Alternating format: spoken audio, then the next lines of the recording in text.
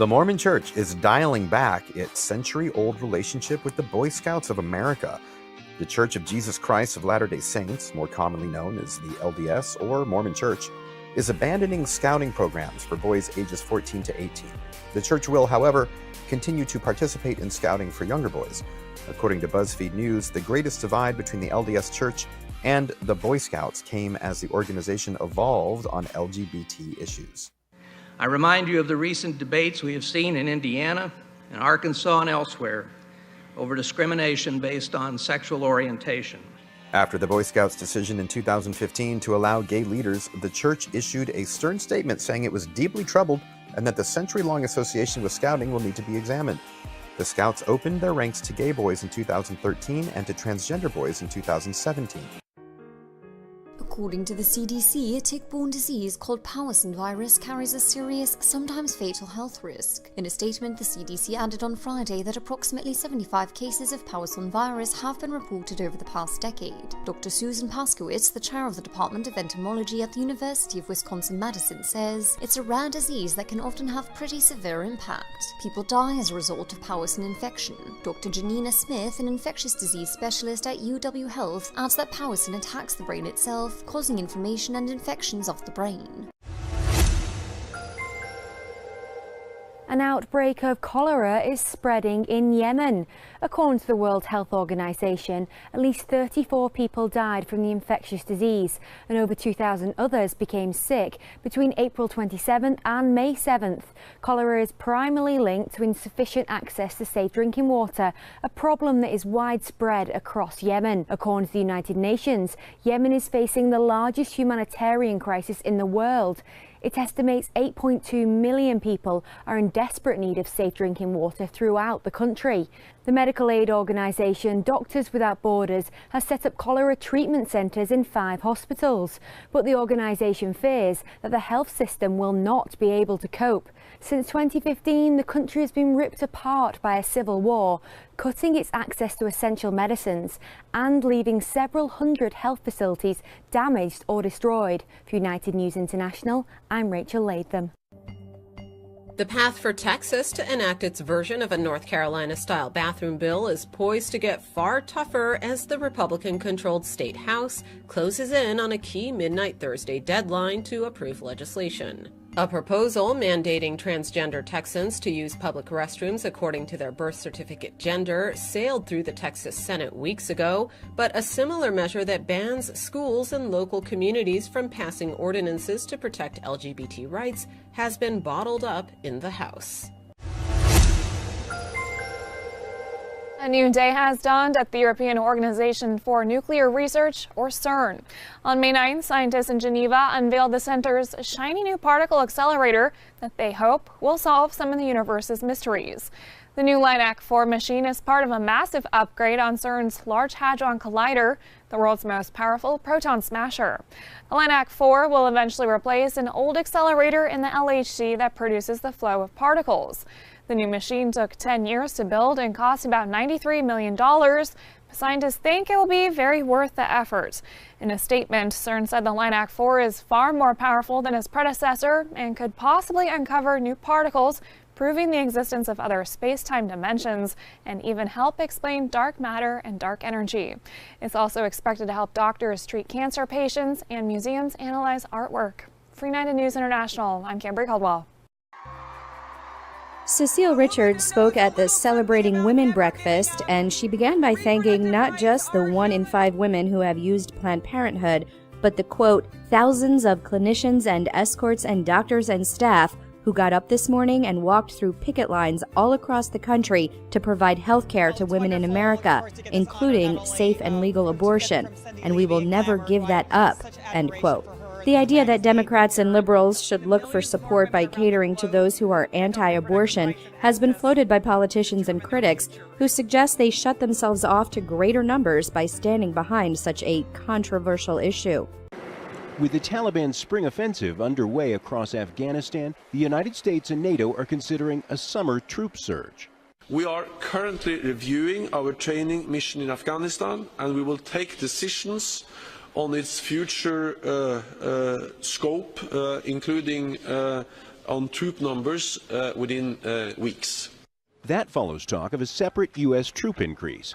With Afghan troops struggling to hold the capitals of Kunduz province in the north and Helmand in the south, the prospect of more foreign troops could hardly come at a more welcome time for the government. There is a new demand for increase of NATO forces and coalition forces in Afghanistan. The Afghan government had welcomed that increase, and we are welcoming it. Not everyone agrees. Hundreds of current and former Afghan leaders gathered in Kabul to express their concern about the unstable political and security climate. An increase of troops and bombardment of Afghanistan village means extending the war. The government should answer one question. The security responsibility was handed over to Afghanistan security forces. What happened? That we need the girls and boys of America to come and defend us? The Taliban's spring offensive threatens the very legitimacy of the government in Kabul. If its fighters could seize control of 3 or 4 provinces, they could set up a rival government to the leadership here in Kabul. The planned surge of U.S. and NATO forces marks an effort to increase troop levels enough to deny the Taliban a foothold and to drive them to the bargaining table to negotiate an end to the war. John Hendren, Al Jazeera, Kabul. A Nicaraguan court sentenced a pastor to prison for burning a woman to death in a so-called exorcism. The court convicted Juan Rocha Romero and 4 members of his congregation of murder after they tied a woman up and threw her onto a fire. La Prensa reported Rocha and his accomplices were associated with the Celestial Vision of the Assemblies of God Church. The victim, Vilma Trujillo Garcia, died in the hospital in February after suffering burns on 80% of her body. Rocha and his accomplices said Trujillo was possessed but denied killing her. On May 9th, the judge sentenced all 5 to the maximum sentence of 30 years in prison. The judge also sentenced Rocha and 3 of the 4 accomplices to an additional 6 years for illegal detention, but each sentence was capped at 30 years. For United News International, I'm Kimberly Caldwell. A grand mansion in London may be a long way from the strife and instability of Somalia. But on Thursday, it was where heads of state gathered to discuss the country's problems and mobilize international support to save Somalia from the brink of another disastrous famine. This morning, we presented a revised humanitarian response plan seeking an additional $900 million through the end of the year. And we also need to address the damage caused by climate change and conflict.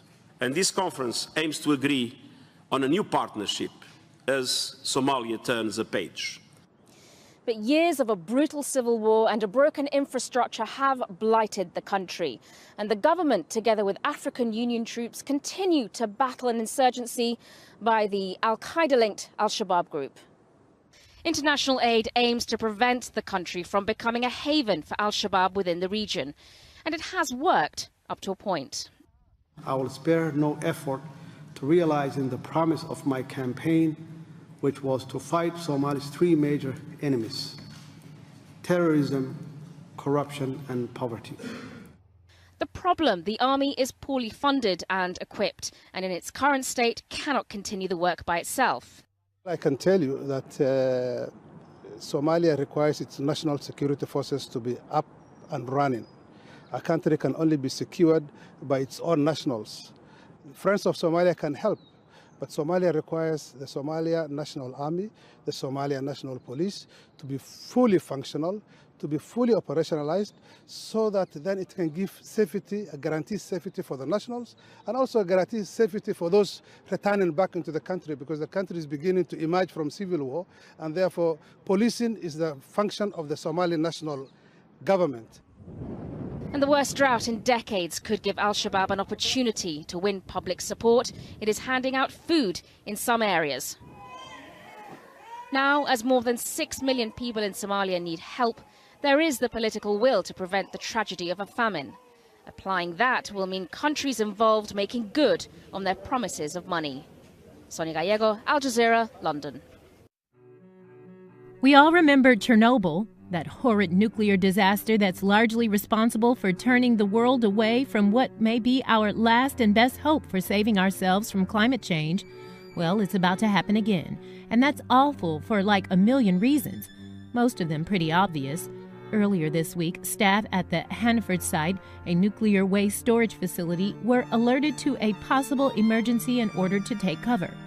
The issue was caused by a tunnel collapse, leading to a plant that processes waste plutonium from reactors. The Hanford site also doesn't have the best safety track record. The former governor of Washington State, where the facility is located, once called it an underground Chernobyl waiting to happen, and it has often been called one of the most dangerous places in the U.S.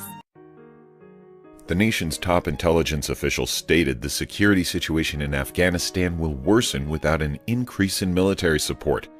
According to Director of National Intelligence Dan Coats, the political and security situation in the war-torn country will continue to deteriorate throughout 2018 unless the U.S. and their allies contribute more to the fight against the Taliban. According to U.S. military estimates from earlier in the year, Afghan army units are pulling away from or abandoning rural bases. More recently, the Afghan government has only claimed control or influence over 57% of the countryside.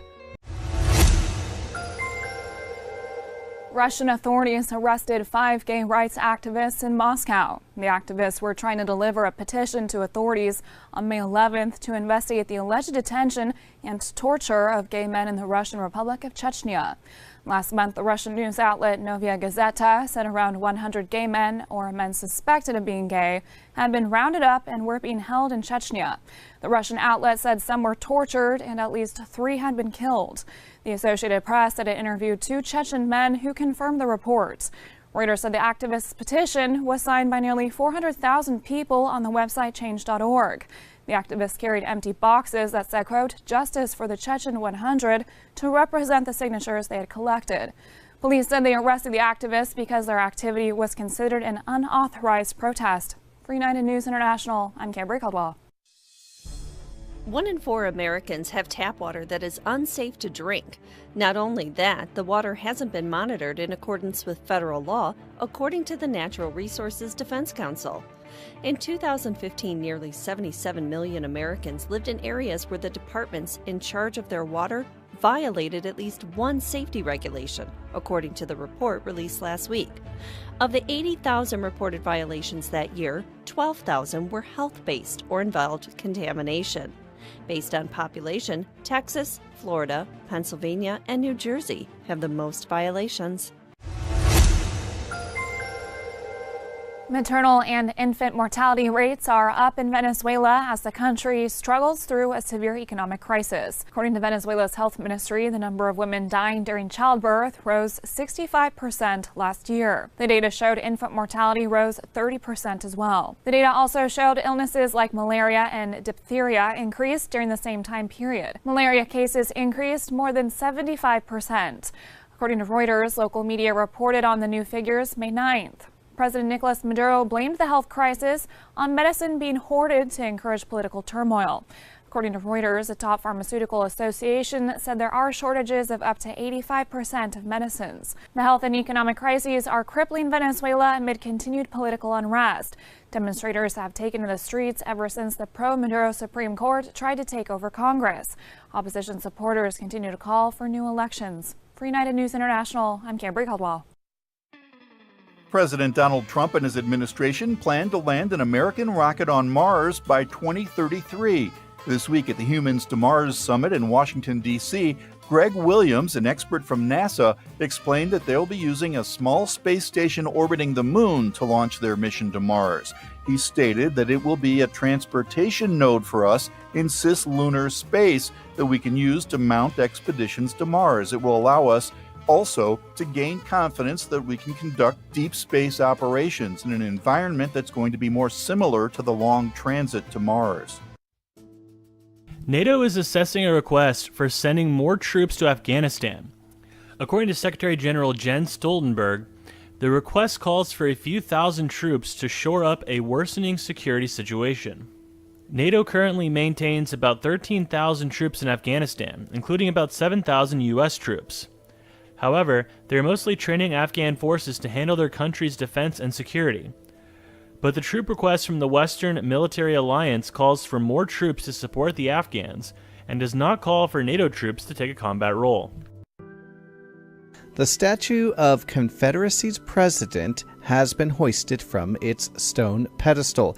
Opinions among New Orleans residents vary and are nuanced when it comes to New Orleans Mayor Landrieu's move, but the mayor has remained insistent, even amid blistering criticism from some allies, since he first pushed for the monument's removal in 2015. Today, we continue the mission, Landrieu said in a statement on the Davis statue. These monuments have stood not as historical or educational markers of our legacy and segregation, but in celebration of it.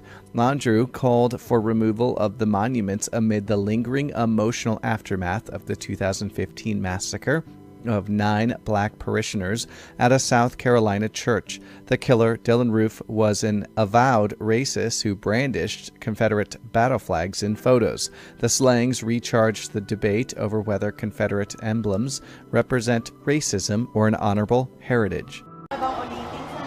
Samantha doesn't know the answer to her teacher's questions. Her teacher says she often complains about being hungry. Sometimes she finds Samantha dozing off during class. It is not easy to teach children who are hungry or sick. As a teacher, it pains me to see that. Sometimes I teach other students to share their meals. Her mother, Russell, admits Samantha often goes to school without a proper meal. She says she has 4 other children to feed, and her husband's job as a construction worker is simply not enough. Nutritious food like fish and vegetables are expensive, so they rely on canned goods for most of their meals. At home, her children often ask for a second serving of food. They grumble a lot, especially the younger ones. When they ask for more food, I don't know where or who to ask for help. I just borrow money, anything, just to find a way to buy food. According to the Philippine government, there is a link between malnutrition of children and their poor performance at school.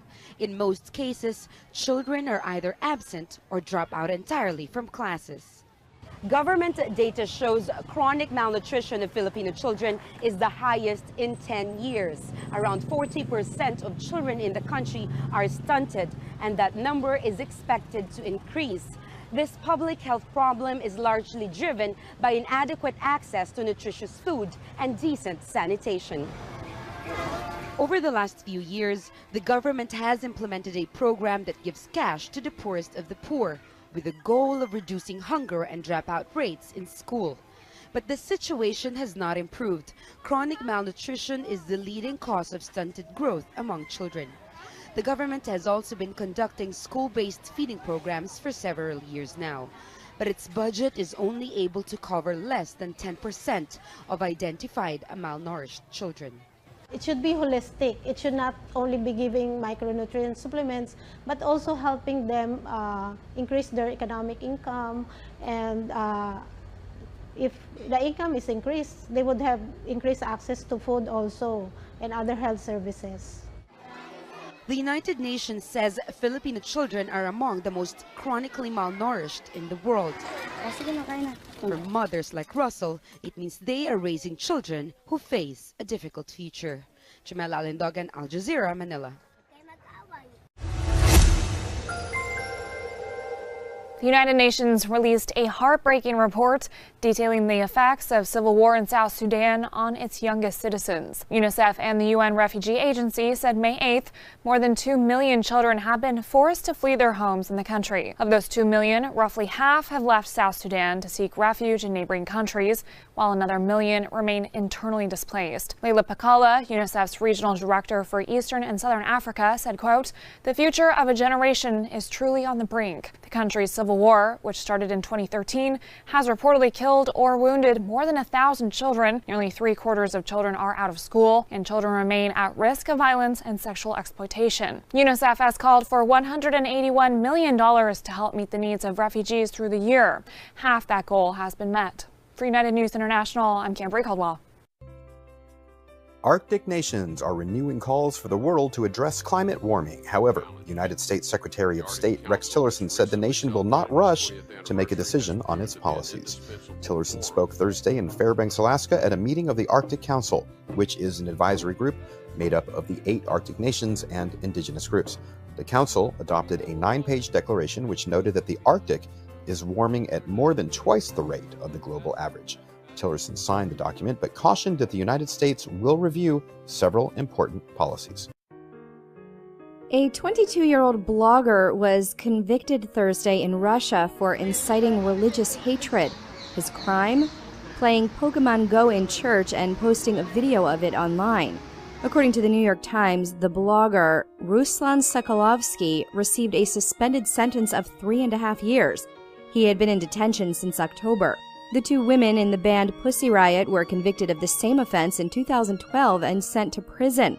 The judge in the case said Sokolovsky's video included denial of the existence of Jesus and the Prophet Muhammad and gave an offensive description of Patriarch Kirill of the Russian Orthodox Church.